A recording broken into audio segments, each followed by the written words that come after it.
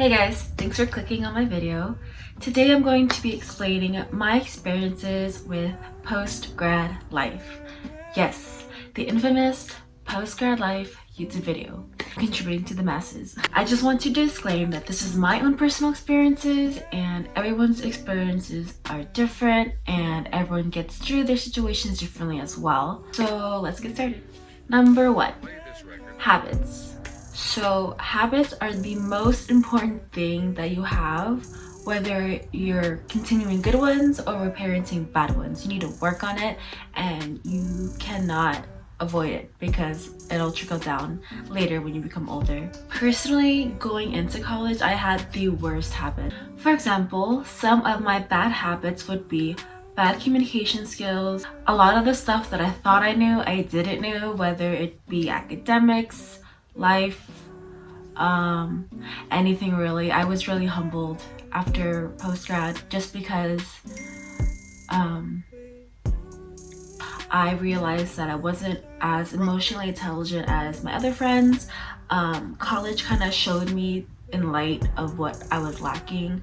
Not to compare myself with other people, but you can't avoid it, you know, when you see people have other skills that you should have had, but because of how you're raised and what you came from, that kind of affects how you come into an adult. And even with normal habits like feeding myself, learning how to feed myself, knowing what's good for me, what's bad for me, knowing what's bad and actually stick to it. That's a habit that I'm trying to do now. I'm working on it. I've been successful for past couple months now. I would say I'm actually really proud of myself because I gave myself a couple personal goals after getting over my postgrad depression. And they're small goals, so when I reach my small goals, it'll all be succeeded into a big goal, which is really good and healthy to do, again, as a habit. So I would like to thank my therapist at the time too, because she really actually got me through a lot of my anxieties and my overthinking and my habits problems. So she first wanted me to give her a number of how many thoughts I had in my head. At the time, we were using an example of like negative thoughts. I just wanted to be more positive. I didn't want to be so aggressive and negative and talking down to myself a lot. So she just told me just any number, and I was getting frustrated because you don't really count, like in the state of mind that I was back then, you don't really count how many times you have a depressive episode, you know what I mean? So it was just frustrating, and she's just like, just rough estimate, and I was like, geez, like I'll 20, 25, maybe 30 more, I don't know. She's like, okay, so let's just go and let's try to box it into 50. Let's just say 50 for now. And I was like, cool. So she's like, okay, so after the session, my homework was to write down or tally mark each time I had a negative thought. In my phone, on paper, she said it didn't matter as long as you just got it down. You have a physical copy of your thoughts and how many times you do it and how many times you have that habit. And at first I didn't think it would work. I was like, yeah, whatever, I'll do it. It doesn't do anything. But, bitch. Okay, so she was actually right. And I'm actually a very kinesthetic and I'm a very hands-on person, learner, if you will. And when I actually did my homework, I was like, damn bitch, okay, I learned a lesson. Yeah, no, that breakthrough was really pivotal in my personal growth, in my age now and post-grad as well. At first it seemed a little scary when she told me to do that specific homework because again, in that state of mind, I didn't want any of my thoughts written down. I was so scared to have any form of physical copy of what I was thinking, you know, because when you're in a dark space, it gets dark. Not to go too deep, but I'm just saying. But the biggest thing that I learned in therapy is that you have to do the work in order to get the results that you need. Even the hardest work, even the whole admitting to your faults and reading that you weren't always right. And sometimes most of the time you might have been wrong and you didn't know you were wrong. That's okay, as long as you apologize and I'm working on that. Number 2, my favorite thing that I learned is that you are on your own timeline. This is hard for me because I'm super impatient and I come from a very traditional Asian Cambodian family, where by this time and this age you have to have this, this, and this. And my first gen millennial ass is like, nah bruh. Like, I'm not trying to be a pencil pusher. That's, I don't know, it's just that life does not fulfill me. And going through my depression in college, post-grad depression, like, I've been sad a lot. I've been sad like the majority of my life, and it wasn't until I moved out and tried to stand on my own 10 toes is when I realized, like, I can do whatever the fuck I want now. I'm just gonna do what makes me happy. I'm gonna find my passions and fulfill those passions until I can hopefully produce money from it, you know? Money is a very big thing. Don't let nobody tell you otherwise. As an adult, when you're independent and you're supporting yourself and self-sufficient, money is such a big thing. Save your money now. Stop going to raising music festivals if you can't afford it. Anyways, back to my point. Everyone's journey is different. Their timelines are different. Different doesn't mean better than. So again, coming from an Asian background, you're always told, like, if you're not here, then what are you doing with your life? You're not doing, you're a loser, what are you? And that was such a toxic Asian family trait I had to get out of because I was living in it. So once I moved out and I was able to have clarity in my mind and like think about, like, why am I the way I am, it's because of that. That's why I don't succeed in my passions, because I'm too scared to try. And you know, a lot of successful people, their biggest advice is baby steps and to just try. If you try and fail, then you learn. But you keep trying, you get back up on your 10 toes and you try again. So that's why I'm here, talking to you guys. Yeah, I've always wanted to start a YouTube channel, even when I was younger, and everyone's posting those like singing videos. Yeah, that was me at like 11 years old. But there's also something in me that knew I wanted to be some sort of influencer before that word was even to be able to be taxable. Not an entertainer, I don't know, blogger. Maybe I knew I was always gonna be a blogger of some sorts, but I just knew I did not want to be a doctor, lawyer, pencil pusher, office person. Not that that's anything wrong with that, it's just my mind, the way it works. I can't, I'm tired of being an employee. So let's try this out. This is a big cliche, but it's so true once you really like believe it. Life is so short, and once you are self-sufficient and you're able to be on your own, you could realize that you can change your tomorrow. Again, very cliche, but so true, and that's why it's a cliche, because it's so true. You can change your actions tomorrow, you can change your actions within an hour, and just be apologetic for the steps that you made previously. But truly apologize. Just because someone handles the situation differently does not devalue your own situation and your own feelings. Don't forget that, because that's another thing that I had to really believe myself as well, because I had to humble myself and really think, like, what was I lacking? What was I not doing? But also that doesn't make me any less worthy of anything, any good thing too. So where I am on my current timeline, it is currently 2019 when I'm filming this. I graduated Cal State University Long Beach in 2017, so it's been 2 years going on 3 years next year. Not employed in my field of work. I don't know if I mentioned it. I have a Bachelor's of Arts in Linguistics, and I'm not in the field. Currently just a server, just for money and just to be, again, just to learn how to be independent on my own, because I wasn't able to do that in college, because I stayed home in college because I'm from Long Beach. Now, for many first-generation immigrant children, you don't really tell your parents that you don't really have a plan or you're kind of winging it because you'll give them a heart attack, I get it, because I was trained mentally to go with the pack, go with the sheep. But I ain't no sheep, bitch, I'm an alpha. And I understand that our loved ones, when they badger us, it's because they want us to be successful faster. And I understand that time is a commodity. You know, you don't get younger, you don't get your time back, so you need to make every minute count. But that gives a lot of people anxiety. Like this girl, like I hate being rushed. I've even talked about this before. I hate being rushed. I can't be told something. And that probably is another toxic trait that I need to work on myself with. But for now, I need to be on my own timeline. I run at my own pace.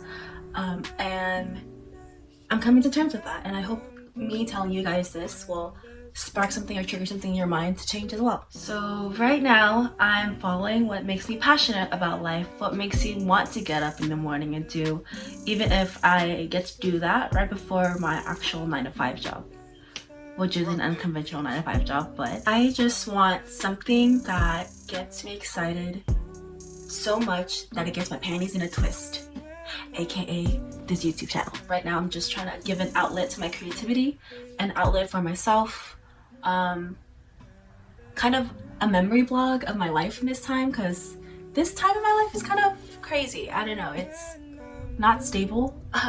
A lot of my friends' lives are kind of stable right now, but I'm still working on getting there, which is fine. Again, you're on your own timeline, don't compare. But I'm finally happy with my actions because one, they're my own actions, and two, they're gonna get me to where I need to go, not anybody else. And hey, if you mess up, bad days reset. I've had a lot of bad days for sure. Even now in my current journey, I'm not gonna lie and say like it's been peaches and roses, because it's not. You know, I've had a lot of bad days. I cried a lot. It's helping me cry, okay? You need to do it. Just allowing myself to be vulnerable is another habit that I've been trying to make myself do. Number 3, the saddest part, not the saddest part, but I get sad. You're going to have to try really hard to stay in contact with your college friends. It's gonna be harder to stay in contact because everyone gets busy. You know, people have their 9-to-5s, they have their jobs, they have their kids, families, what be it may. You know, you're not their only friend. Like, I understand it, but it's still really hard, you know, transitioning from having your friends be 15 minutes away from you to like having to actually plan out a date and all of that. It's a lot of work and it's a lot of effort. But the silver lining is that if you do want to keep your relations with your friends from college, it is possible. Communication is key. Patience is a virtue, and empathy is a big thing. Because like I said, you have to care about and understand the other person's situation to try to schedule around their schedule. Number 4, you are the architect of your own future. No matter where you come from and what kind of traumas you have to find your own self-will to change the outcome of your life. I get it. It's easier said than done. I struggled with this so heavy. I realized a lot of the times that I was playing the victim and I wasn't taking responsibility for my own actions. But sometimes you just gotta bust the fuck up, slap your own ass, and you just gotta get your shit together. Yes, I've come from a very humble past and background, but I can change my own reality because I know how to change my own perspective on life. I've started living my life with the glass half full, but not being so positive that it affects the actual reality of my situation. One night I was getting a ride home from a Lyft driver, and when I was telling him that I was actually going the unconventional route, he said, if you want it to work, you have to do the work. Let me say that one more time. If you want it to work, you have to do the work. And girl, when he said that, I was like, it's so simple, but it's so true. If you want it to work, you have to do the work. Whatever that work may be, as long as you're putting effort and your time and your energy into something, something's gonna come up from it. Like, think about when you water a plant. Just watering it a little bit every day, it doesn't look like it's gonna do anything. Oh, little sprout, whatever. But eventually, as you keep on doing it and you put in more water and more work, it's gonna grow up into a beautiful plant or beautiful tree or beautiful flower. You are your own flower. Water yourself. Also, another thing that I've come to terms with, being post-grad and being 25 years old, your mind and your body is physically changing. Your mind is emotionally changing. You are able to see certain situations in a different light, in a different way. You are also able to think more logically than emotionally. You're able to separate the two when needed. Especially this happens, I think, between the age of like 21 and 25. I know a lot of the college kids, they roll their eyes at me when I talk to them about this. They're like, oh, you're not that much older than me, whatever. But once you actually get to like the middle of that age range, 21, 25, like I think around 22, that's when I started noticing my body changes. My knees start crack-a-lacking, my bones was crack-a-lacking. My entire body was crack. You're basically going through a second puberty after 22. I'm just letting y'all know, like, no matter how much you deny it, it's gonna happen. So take your vitamins, take your pills, do what you gotta do, but it's normal. It is normal. And another thing I want to emphasize is that as you're growing older, it's normal to grow older. And I've had a lot of friends and loved ones that always got insecure about explaining their age and like how old they are, but it's like, why? It's normal. Everyone's gonna get older. No one has the life, no one has the fountain of youth. Everyone's gonna get older. And I think what I've noticed is that we have this like personally made thing of, again, like where we should be in our timeline, and by a certain age you have to be at a certain level in your life, but that's not true.